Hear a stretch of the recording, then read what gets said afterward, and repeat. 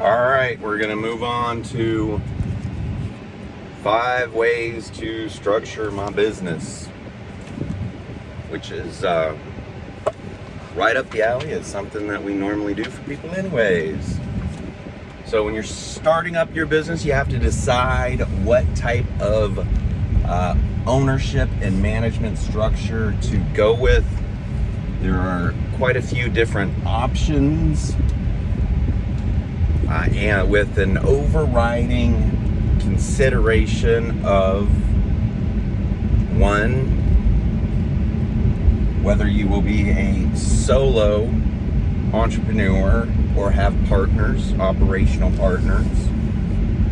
Number 2, will you be looking for investors to fund the business? Number 3, taxation considerations of the future operations of the business and what is most beneficial.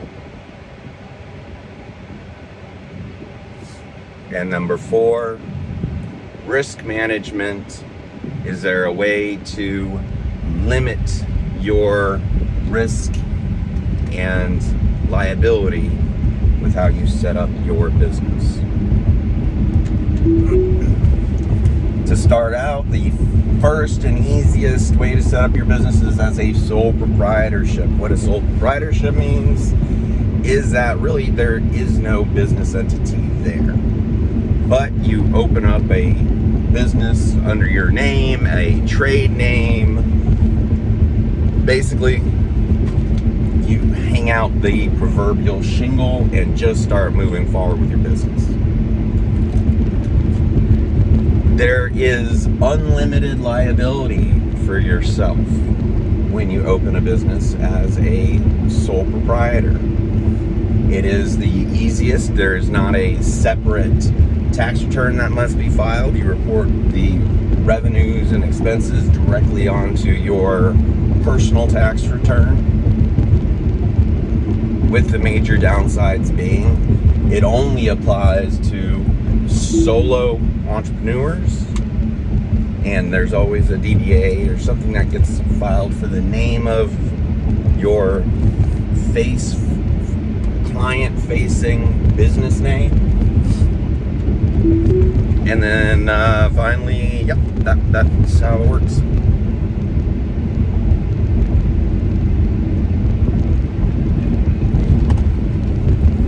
Now, if you have a partner and y'all are operating as a joint venture or in tandem with one another, the default is not a sole proprietorship,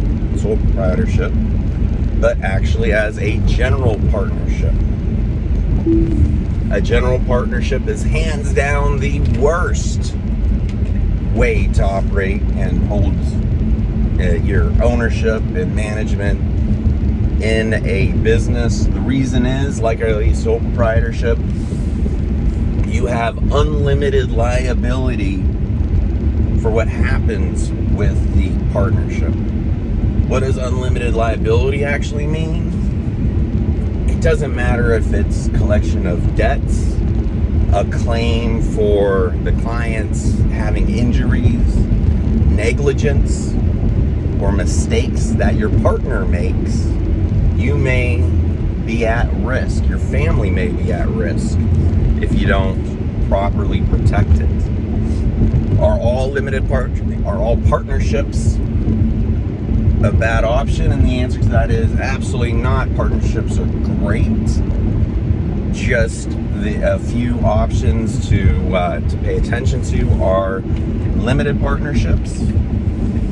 In a limited partnership, you have a general partner, which also has unlimited liability, along with limited partners who are not active in the business and they are more contributing capital or assets to the partnership. Now, there are ways to structure a limited partnership so it still has limited liability for the management as well.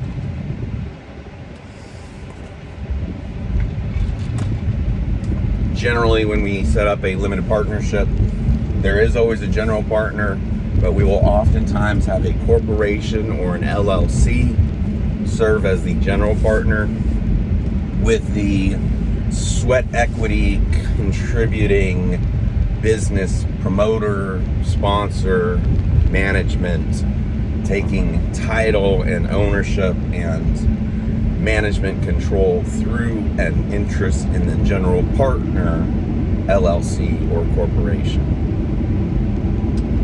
There are also such things as limited liability partnerships, which is slightly different than a limited liability company.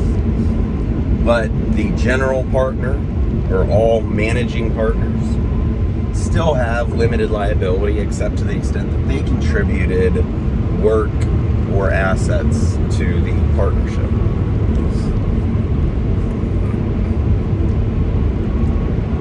Functionally, a limited liability partnership, LLP, is very similar to a limited liability company, with a major difference of both terminology, having partners versus members and managers, as well as a requirement that of partnership taxation. The next option to structure your entity is the limited liability companies, also called LLCs.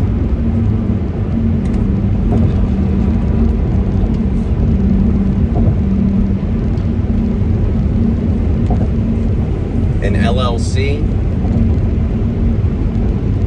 has either a manager or managing members, which are the control and active management partners within an LLC.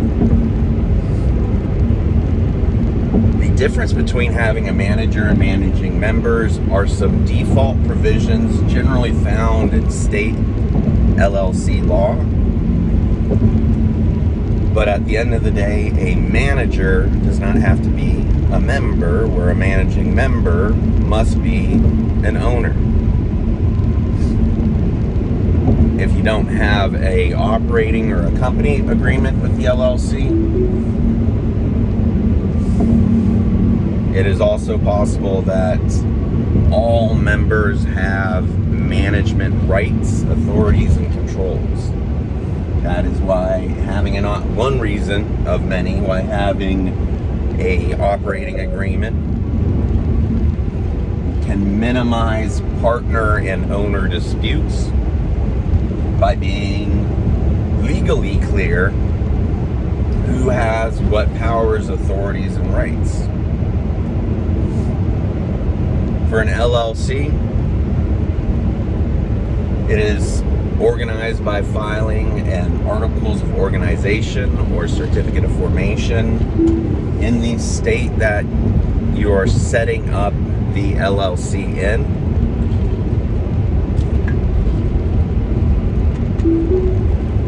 And some states have differing laws, some of which are very favorable to management, others favorable to asset protection. Some jurisdictions have limited protections, even though they may be organized as a limited liability company. A limited liability company, unlike any other type of business entity, does not have a tax category. That is a wonderful attribute of setting up as an LLC, is the flexibility. By default, if it is a single owner LLC, the IRS will consider it more like a sole proprietorship and treat it as, they call it, a disregarded entity, meaning that all of the revenues and expenses go right onto the owner's tax return. If there are at least two owners, then it actually defaults to partnership taxation. Partnership taxation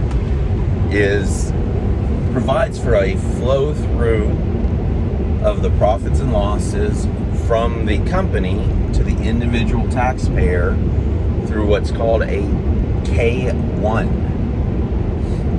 The difference between that and the 1040 is if you are reporting your gains and income through your personal tax return directly, any profits are generally deemed to be ordinary income.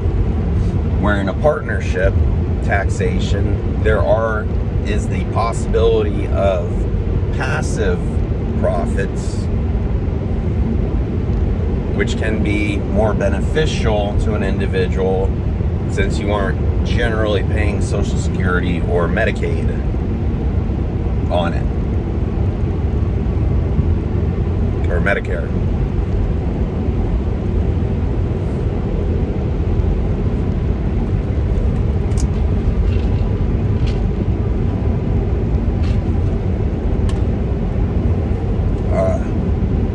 All right. You can file an LLC as a corporation for tax purposes, and it can either elect to be taxed as a C corporation or an S corporation.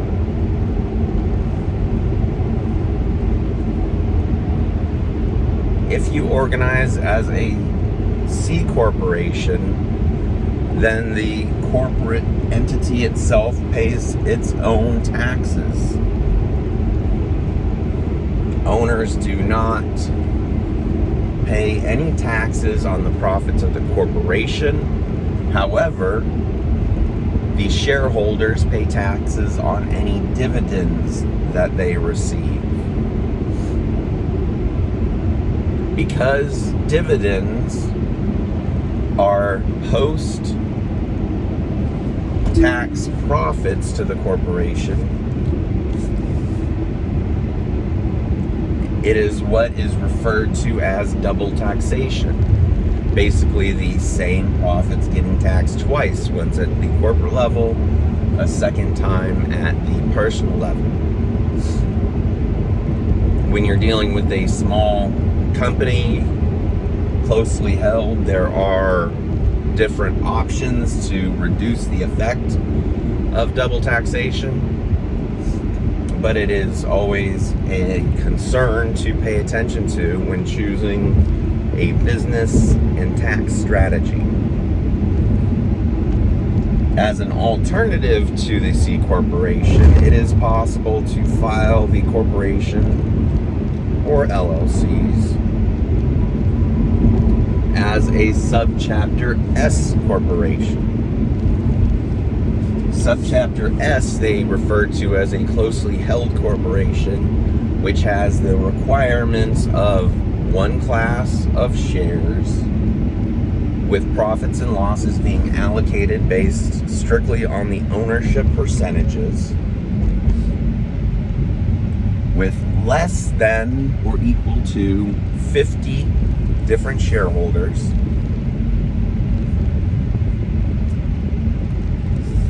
and all shareholders must be natural U.S. domestic taxpayers.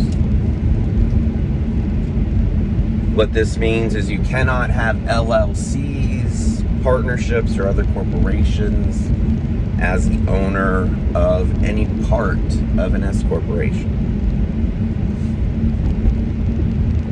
When determining what type of entity makes sense to utilize,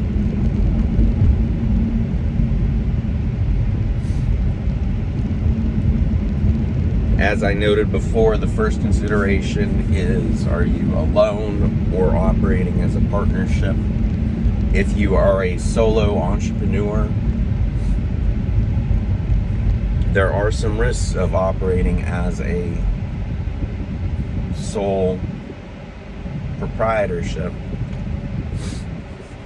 And generally, I would recommend to organize as an S corporation. Why an S corporation? Because filing as an LLC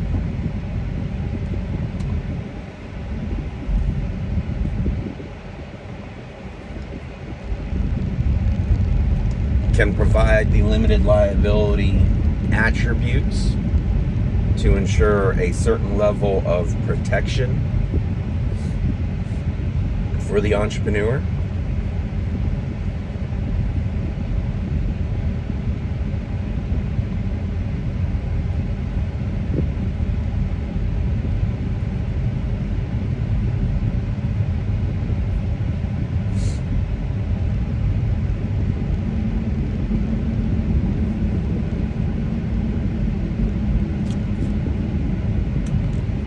And then if you are able to file as a S corporation underneath that LLC, an individual entrepreneur is able to accept a reasonable salary with all additional profits being considered passive income. Again, in order to save on the Social Security and Medicaid. I think that's enough for the time being, and I'll continue to make some videos later on.